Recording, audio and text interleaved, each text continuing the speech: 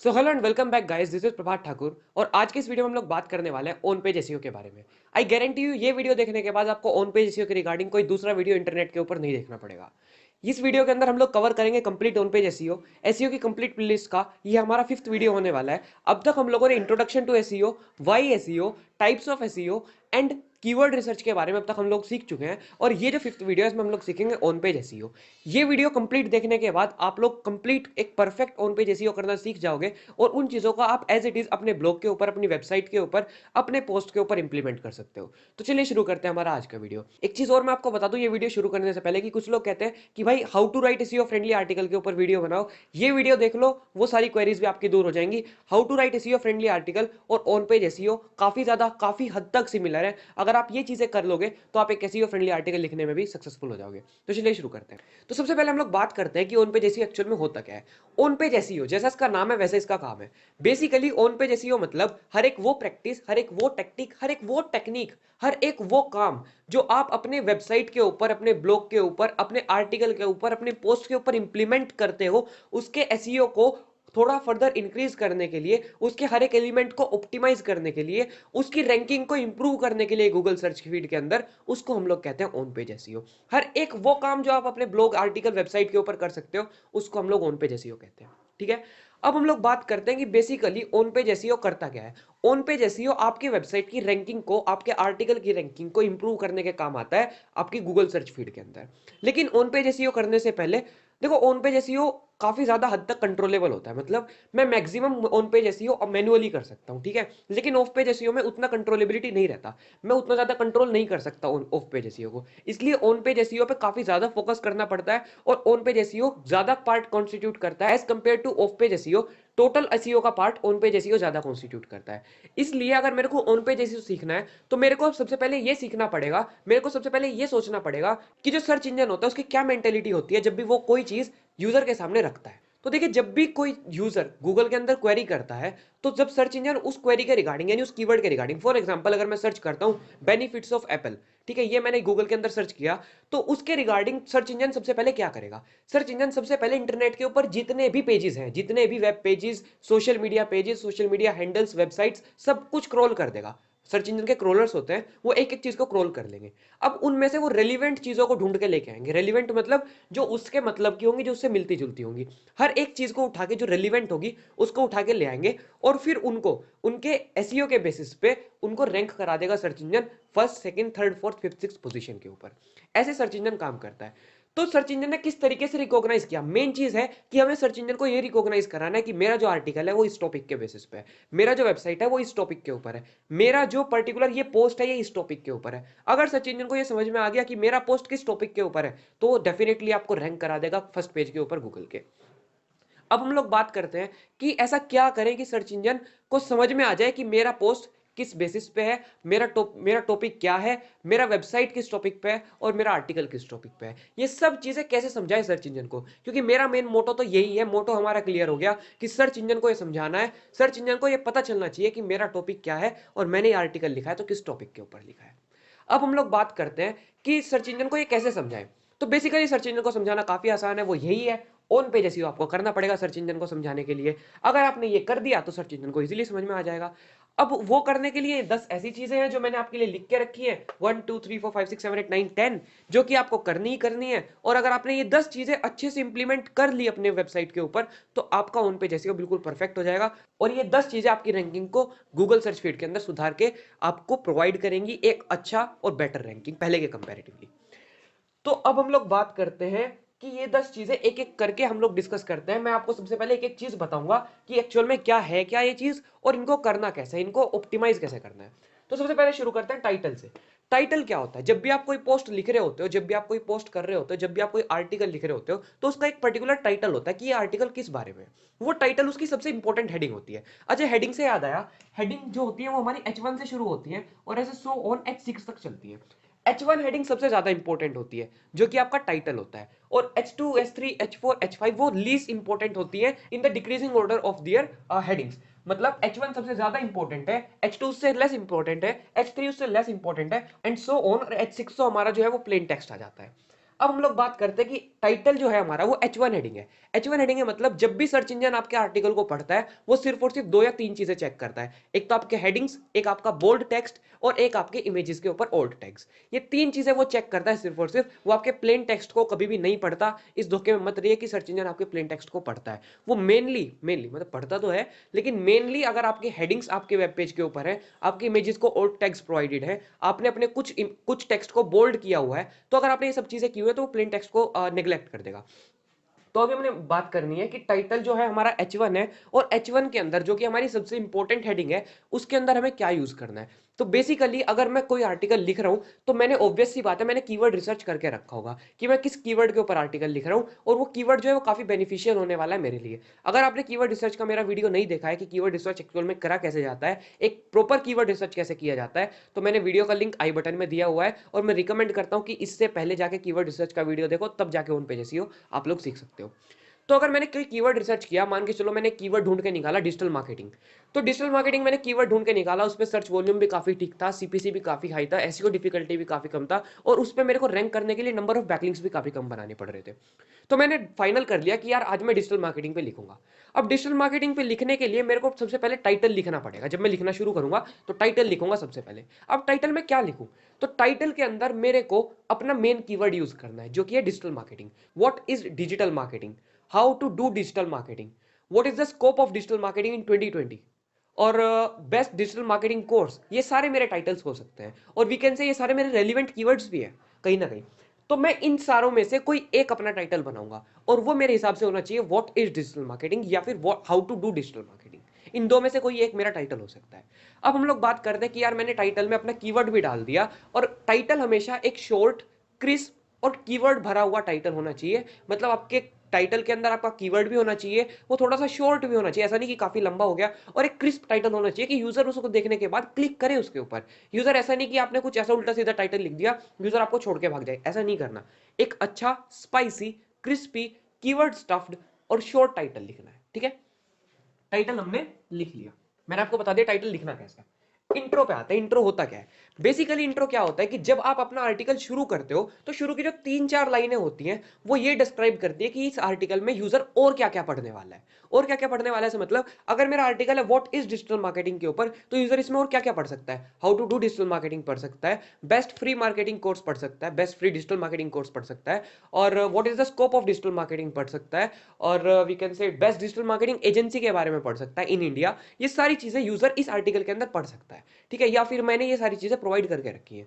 तो ये सारी चीजें और क्या हो सकती है, मतलब ये सारी चीजें तो बहाना हुई वहां पे लिखने का, लेकिन एक्चुअल में ये मेरे रेलिवेंट कीवर्ड्स हैं, ये मेरे वो कीवर्ड्स हैं जिन पे मैं रैंक कर सकता हूं। तो इसलिए मैंने ये एक बहुत क्लेवर वे में अपने इंट्रो के अंदर चिपका दिए, और इंट्रो के अंदर मैंने ये बोल्ड करके रखे हैं। और अगर बोल्ड करके रखे इसका मतलब ये कि जैसे ही मेरा आर्टिकल शुरू हुआ, मेरे और सर्च इंजन ने मेरे आर्टिकल को पढ़ना शुरू किया, तो उसको एकदम से मेरे टाइटल में तो मेरा कीवर्ड था ही, उसको इंट्रो में भी मेरे रेलिवेंट कीवर्ड्स देखने को मिले। और जैसे ही रेलिवेंट कीवर्ड्स देखने को मिले, उसको क्लियरली डिपिक्ट हो गया, उसको क्लियरली समझ में आ गया कि ये जो particular we can say article है या फिर ये जो पर्टिकुलर पोस्ट है ये इस बारे में है, और वो उठा के मेरे को रैंक करा देगा। ऐसे काम करता है। तो इंट्रो के अंदर हमेशा इंट्रो 3 से 4 लाइन का ऐसा होना चाहिए जहां आप यूजर को ये बताओ, जहां आप पढ़ने वाले को, व्यूअर को ये बताओ कि इस आर्टिकल के अंदर आप ये पढ़ोगे। फॉर एग्जांपल मैं लिखता हूं कि you'll what you'll see in this article, या फिर topics covered in this article, ये पढ़ोगे, और उसके अंदर आप अपने टैग्स को यूज करो, अपने कीवर्ड्स को यूज करो बोल्ड में। ठीक है, या फिर इटैलिक भी कर सकते हो। नेक्स्ट हम लोग बात करते हैं बॉडी की, कि एक्चुअल में बॉडी क्या होता है। बॉडी जब आप आपके आर्टिकल का जो बॉडी होता है उसके अंदर आप लोग डिफरेंट डिफरेंट हेडिंग्स को यूज करते हो। हेडिंग्स यूज करते हो मतलब आप वी कैन से एक हेडिंग बना लो। मान के चलो मेरा जो मेन टॉपिक था, मेरा जो टाइटल था वो था व्हाट इज डिजिटल मार्केटिंग। तो मैं हेडिंग्स कैसे यूज कर सकता हूँ? How to do digital marketing, और उसके नीचे मैंने उसको 10-12 लाइंस में एक्सप्लेन कर दिया। फिर मैंने लिखा what is the scope of digital marketing, और उसके नीचे मैंने 10-12 लाइंस में उसको एक्सप्लेन कर दिया। ये मेरी हेडिंग्स हो सकती हैं। और मेरे हेडिंग्स के अंदर जो मैं वो 10-12 लाइंस लिख रहा हूँ उसमें भी मैं अगर कहीं डिजिटल मार्केटिंग वर्ड का जिक्र होता है तो मैं उसको भी बोल्ड करूंगा, जिससे समझ में आ जाए जब मेरे आर्टिकल को सर्च इंजन पढ़े तो उसको सिर्फ और सिर्फ यही 10-12 चीजें दिखे। Digital marketing, how to do digital marketing, what is digital marketing. और ये सारे, एक चीज और, गूगल हमेशा आपके आर्टिकल को तब रिकमेंड करेगा जब उसको लगेगा आपके आर्टिकल के अंदर हर एक चीज है। हर एक चीज से मेरा मतलब आपका आर्टिकल जितना ज्यादा नॉलेजेबल होगा, जितना ज्यादा उसके अंदर vast varieties of topics covered up होंगे, उतना ज्यादा गूगल आपके आर्टिकल को रिकमेंड करेगा। मैं समझाता हूँ कैसे। गूगल चाहता है कि आप जो यूजर है उसको एक ही प्लेटफॉर्म के ऊपर एक पर्टिकुलर वेबसाइट के अंदर सारी चीजें मिल जाए, उसकी सारी क्वेरी सोल्व हो जाए, चुटकियों में सोल्व हो जाए। तो उसके लिए गूगल क्या करता है, एक ऐसा परफेक्ट आर्टिकल ढूंढता है जिसके अंदर सारे यूजर के पूछे जाने वाले क्वेश्चंस के आंसर हो सकते हैं, और वो उसको टॉप पे रैंक कराता है। तो अगर आप अपने आर्टिकल के अंदर व्हाट, व्हाई, व्हेन, हाउ, ये सारे क्वेश्चन कवर अप कर ले रहे हो किसी टॉपिक के रिगार्डिंग, तो आपके आर्टिकल के काफी चांसेस बनते हैं गूगल में टॉप पे रैंक करने के लिए।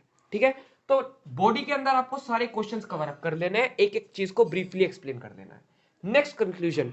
कंक्लूजन में आपको क्या करना है, कंक्लूजन में आपको ये लिखना है कि आपने इस आर्टिकल में क्या क्या पढ़ा। आपने इस आर्टिकल में ये पढ़ा, हाउ टू डिजिटल मार्केटिंग पढ़ा, व्हाई डिजिटल मार्केटिंग पढ़ा, आपने इस सब आर्टिकल के अंदर पढ़ा। और अगर आपको ये अच्छा लगा तो आप इसको अपने फ्रेंड्स के साथ शेयर कीजिए। एक क्लेवर वे में आपने अपने कीवर्ड्स को उस कंक्लूजन के अंदर ऐड कर दिया। अब हमने कंक्लूजन भी लिख लिया। अब हम लोग बात करते हैं इलस्ट्रेटर्स की। इलस्ट्रेटर्स मतलब अपने आर्टिकल के अंदर जितना ज्यादा हो सके इमेजेस, वीडियोस, ग्राफ्स, टेबल्स को यूज करो, जितना ज्यादा हो सके। उससे क्या होगा, गूगल को आपका आर्टिकल और ज्यादा इंफॉर्मेटिव लगेगा।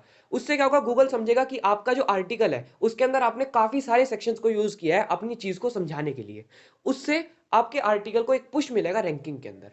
मैं समझाता हूं कैसे। और दूसरी चीज, आपके इमेजेस और वीडियोस ये सब चीजें भी ऑप्टिमाइज होती हैं। एक्चुअल में आपने देखा होगा, जब आप गूगल के अंदर कोई चीज सर्च करते हो तो ऊपर काफी सारे सेक्शंस आते हैं, all images videos graphs, sorry, all images videos, we can say maps और न्यूज, ऐसे करके सेक्शंस आते हैं। उनके अंदर इमेजेस के अंदर इमेजेस होते हैं, और उन जो इमेजेस होते हैं वो किसी ना किसी आर्टिकल, किसी ना किसी वेबसाइट से ही उठाए गए होते हैं गूगल के द्वारा, और उस इमेज के थ्रू जो यूजर है उस पर्टिकुलर वेबसाइट पे जा सकता है। तो वो इमेजेस भी रैंक करते हैं। तो इसलिए जब भी आप किसी इमेज को ऐड करो अपने आर्टिकल के अंदर, तो उसे एक चीज देना मत भूलो, और वो एक चीज है ओल्ड टैग। कहां पे लिखो, यहां पे लिख देता हूं।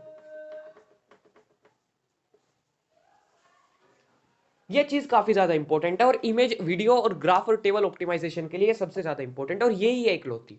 आपको ओल्ट टैग जरूर यूज करना है अपने इमेजेस के ऊपर।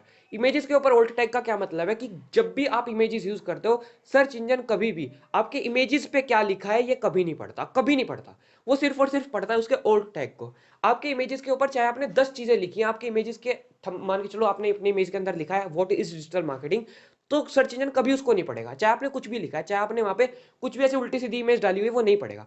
वो सिर्फ और सिर्फ पड़ेगा तो ओल्ट टैग को। और वो ओल्ट टैग ये डिस्क्राइब करती है कि अगर आपका इमेज इन केस ब्राउजर का पुराना होने की वजह से, ब्राउजर के ओल्ड वर्जन होने की वजह से, या फिर इंटरनेट कनेक्टिविटी स्लो होने की वजह से ओपन नहीं हो पाया, तो इमेज के अलावा आपने क्या टेक्स्ट यूज किया है, किस तरीके से आपने अपने इमेज को डिस्क्राइब किया, उसको कहते हैं ओल्ट टैग। और वो ओल्ट टैग ही आपके सर्च इंजन को ये डिस्क्राइब करता है कि आपका इमेज किस बारे में है। और ओल्ट टैग में हमेशा आपको अपने कीवर्ड्स को यूज करना है, अपने टाइटल को यूज करना है। ठीक है, ये क्लियर हो गया कि आपको इन चीजों को कैसे ऑप्टिमाइज करना है। नेक्स्ट हम लोग बात करते हैं हाइपरलिंक्स के बारे में। हाइपरलिंक मतलब इंटरलिंकिंग। इंटरलिंकिंग मतलब, फॉर एग्जांपल आज मैं डिजिटल मार्केटिंग के ऊपर लिख रहा हूं, आज से 10-15 दिन पहले मैंने ब्लॉगिंग के ऊपर लिखा था। तो हो सकता है मेरे यूजर्स को, मेरे व्यूवर्स को जो इस आर्टिकल को पढ़ रहे होंगे इन फ्यूचर, उनको ब्लॉगिंग में भी इंटरेस्ट हो, क्योंकि ऑब्वियस सी बात है blogging is a part of digital marketing. तो ब्लॉगिंग में भी उनको इंटरेस्ट हो सकता है। तो इसलिए मैं अपने ब्लॉगिंग वाले आर्टिकल को भी, जो भी मैंने 15 से 16 दिन पहले लिखा था, उसको इस वाले आर्टिकल में लिंक कर दूंगा। उसका लिंक मैं इस आर्टिकल में प्रोवाइड कर दूंगा। यू मस्ट रीड करके एक सेक्शन बनाऊंगा, या फिर कहीं पे भी ऐसे लिख दूंगा कि आपको ये भी पसंद आ सकता है, और उसको ऐड कर दूंगा। उससे क्या होगा, मेरे यहाँ पे दो फायदे होंगे। एक तो ट्रैफिक का फ्लो होगा मेरे इस आर्टिकल के थ्रू दूसरे आर्टिकल के ऊपर। एक्चुअल में इसका फायदा क्या होता है, सबसे मेन इंपॉर्टेंट फायदा ये है कि फॉर एग्जांपल मेरा ब्लॉगिंग वाला आर्टिकल नहीं चलता, वो आर्टिकल मेरा नहीं चल पाया किसी वजह से, उस पे उतना अच्छा एसईओ नहीं हो पाया, या फिर कुछ भी ऐसा रहा, और उस पे उस ट्रैफिक के ऊपर, उस आर्टिकल के ऊपर विजिटर्स नहीं आ पाए। तो इन केस अगर मेरा डिजिटल मार्केटिंग वाला आर्टिकल चल गया, तो उस आर्टिकल के ऊपर डिजिटल मार्केटिंग के थ्रू ट्रैफिक जाना शुरू होगा। और अगर ऐसा शुरू हुआ तो ऑब्वियस सी बात है कि थोड़े दिनों में वो आर्टिकल भी चल जाएगा, और उस आर्टिकल की भी रैंकिंग इंप्रूव हो जाएगी। ये वाला जो लिंक होगा ये एज अ बैकलिंक काम करेगा उस आर्टिकल के लिए। तो आपको ये चीज भी करनी है, रेलिवेंट आर्टिकल्स जो आपने लिख के रखे हैं उनके लिंक्स डालने हैं। ठीक है, plus Meta description. Meta description क्या होता है, अब मैं आपको ये समझाता हूं। मान के चलो आप लोग, इसको मैं रब कर दूं एक बार, ओके। मान के चलो आप लोग गूगल के ऊपर कुछ सर्च करते हो ऐसे। ठीक है, ये मेरा गूगल का वी कैन से एक रफ सा स्केच बना लिया मैंने। ये गूगल, ये मेरा मोबाइल फोन है या फिर डेस्कटॉप है, और यहाँ पे गूगल के ऊपर मैंने कुछ भी सर्च किया, तो आपको किस तरीके से सर्च रिजल्ट देखने को मिलता है, ऐसे ऐसे। ये आपका लिंक होता है जिसके थ्रू आप एक्सेस करते हो उस वेबसाइट को, और यहाँ पे आपका कुछ 3-4 लाइनों का एक पैराग्राफ लिखा होता है हर लिंक के नीचे ऐसे। अब ये जो 3-4 लाइनों का पैराग्राफ होता है, ये डिस्क्राइब करता है कि उस आर्टिकल के अंदर क्या हो सकता है, उस आर्टिकल के अंदर यूजर को क्या पढ़ने को मिल सकता है।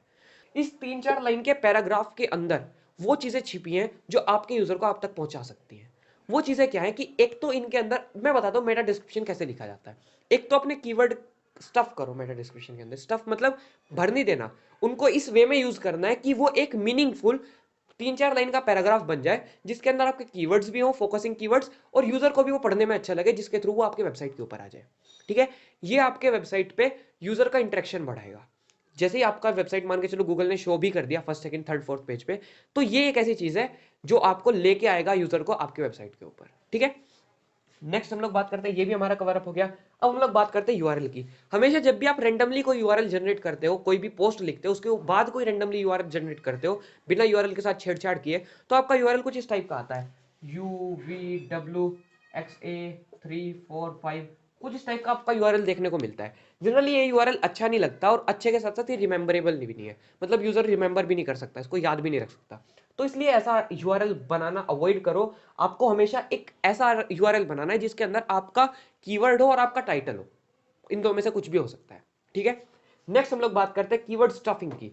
कीवर्ड स्टफिंग को लेके काफी ज्यादा मिथ्स भी हैं, काफी ज्यादा लोग कंफ्यूजन में भी रहते हैं कि एक्चुअली कीवर्ड स्टफिंग करनी चाहिए या नहीं करनी चाहिए। कीवर्ड स्टफिंग एक एक्सटेंट तक वैलिड है और अच्छी भी है, लेकिन उससे ऊपर वो काफी घातक भी हो सकती है और काफी इनवैलिड एक्टिविटीज भी आपके वीकेंड से ब्लॉग के ऊपर या वेबसाइट के ऊपर ला सकती है। मैं समझाता हूँ कैसे। पहले समझाता हूँ कीवर्ड स्टफिंग होती क्या, एक्चुअल में कॉन्सेप्ट क्या है कीवर्ड स्टफिंग का। तो बेसिकली होता क्या है कि जब भी आप कोई आर्टिकल लिखते हो, उसके अंदर मैंने आपको कहा कि आपको हर जगह अपने कीवर्ड्स यूज करने हैं, लेकिन एक चीज का ध्यान रखना है कि आपको अपने आर्टिकल में इतने भी कीवर्ड्स नहीं भर देने कि गूगल उसको इनवैलिड घोषित कर दे। कीवर्ड स्टफिंग गूगल की नजरों में एक इनवैलिड एक्टिविटी है। इनवैलिड एक्टिविटी से मेरा मतलब कि अगर आपने अपने आर्टिकल के अंदर इतने कीवर्ड्स भर दिए कि आपका वैल्यूएबल कंटेंट तो कुछ भी नहीं रहा, तो गूगल की नज़रों में वो एक अच्छा काम नहीं है, एक अच्छा वी कैन से एक्शन नहीं है। तो इसलिए हमेशा लिमिट में कीवर्ड स्टफिंग करनी चाहिए। अगर आप एक वी कैन से बहुत तुले हुए तरीके से, एक बहुत we can say measurable manner में आप कीवर्ड स्टफिंग करते हो, तो वो काफी बेनिफिशियल रहता है। लेकिन अगर आप बहुत ज्यादा कीवर्ड स्टफिंग कर देते हो या फिर बिल्कुल भी कीवर्ड्स ऐड नहीं करते, वो काफी ज्यादा आपके लिए डिस्ट्रक्टिव हो सकता है और आपके आर्टिकल को बूस्ट नहीं मिल पाएगा, आपके आर्टिकल का एसईओ मतलब उतना ज्यादा बिगड़ जाएगा। ठीक है, तो हमेशा कीवर्ड स्टफिंग करो लेकिन लिमिट में करो, और हमेशा कीवर्ड स्टफिंग को सोच समझ के और एक कंट्रोलेबल मैनर में करो। ठीक है, नेक्स्ट पेज स्पीड, ये भी काफी ज्यादा इंपॉर्टेंट है और ये एक अच्छा एस्पेक्ट भी है आपके ऑन पेज एसईओ के बेसिस पे। फॉर एग्जांपल अगर मैं बात करूं, मैं कोई पेज को ओपन कर रहा हूं, मैं गूगल के ऊपर कुछ सर्च करूं, और सर्च करने के बाद मैं किसी वेबसाइट को ओपन करूं और ओपन होने में 3 4 5 6 सेकंड ले वो वेबसाइट। ठीक है, अब यार आज इतनी अच्छी टेक्नोलॉजी है, इतनी अच्छी इंटरनेट स्पीड है, जहाँ पे आपकी वेबसाइट चुटकियों में खुलती है एकदम से, और ऐसे में आपकी कोई वेबसाइट 10-12 सेकंड ले रही है ओपन होने के लिए, तो क्या आप उस वेबसाइट पे रुकोगे? इतनी देर तक वेट करोगे आप लोग, जहां आपके पास इतने सारे रेलिवेंट रिजल्ट्स हैं, एक से अच्छे एक रिजल्ट्स हैं गूगल के टॉप पेज के ऊपर, क्या आप रुकोगे उस वेबसाइट को ओपन होने तक? मोस्टली लोग नहीं रुकेंगे।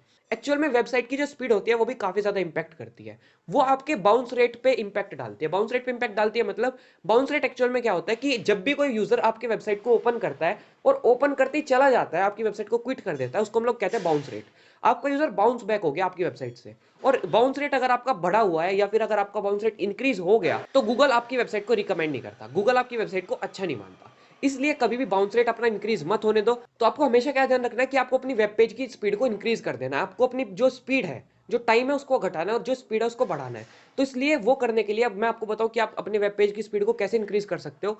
आप अपनी वेबसाइट के ऊपर से जो मैक्सिमम जावास्क्रिप्ट है, जो अनयूज्ड जावास्क्रिप्ट है, उसको हटा सकते हो। प्लस आप अपने वेबसाइट के ऊपर जो आपने विजेट्स यूज किए हैं, और वो ऐसे विजेट्स हैं जो आप जनरली यूज नहीं करते, जो आपके काम के नहीं है, बस आपने ऐसे ही लगाए हुए हैं, आप उनको हटा सकते हो। प्लस आप यूट्यूब के ऊपर, इंटरनेट के ऊपर सर्च भी कर सकते हो कि how to increase web page loading speed.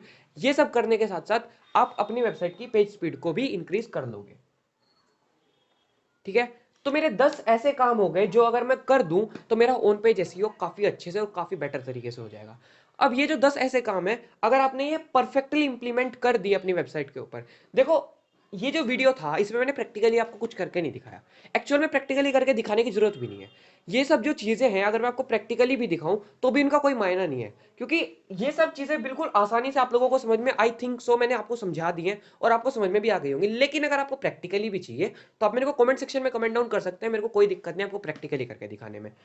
Simple ये सब चीज़ें आपको करनी है इम्प्लीमेंट अपने ब्लॉग के ऊपर, अपने वेबसाइट के ऊपर, अपने आर्टिकल के ऊपर और आपका ऑन पेज एसईओ बिल्कुल एक नंबर हो जाएगा, बिल्कुल अच्छे से हो जाएगा। आपको अगर ये वीडियो अच्छी लगी हो, इन्फॉर्मेटिव लगी हो, जिस वे से मैं आपको समझा रहा था, अगर आपको वो वे समझ में आया हो, अगर आपको वो सारी चीज़ें जो मैंने आप तक पहुँचानी चाहिए, आप तक प्रॉपर्ली डिलीवर हुई हैं, तो इस चैनल को सब्सक्राइब कर दो, इस वीडियो को तो लाइक ही कर दो यार एटलीस्ट, ठीक है? और ये एसईओ की प्लेलिस्ट है और भी बहुत सारी वीडियोस आने वाली हैं, बहुत सारी वीडियोस आ चुकी हैं। तो अगर आप नए व्यूअर हो तो इस चैनल को तो सब्सक्राइब कर ही लो और एसईओ की पुराने वाली वीडियोस देख लो और आगे देखने के लिए तो सब्सक्राइब कर लो और बेल आइकन को ऑन कर लो जो पुराने वाले हैं उन्होंने ऑन करके नहीं रखा है। Thank you so much for watching the video and stay tuned for next video.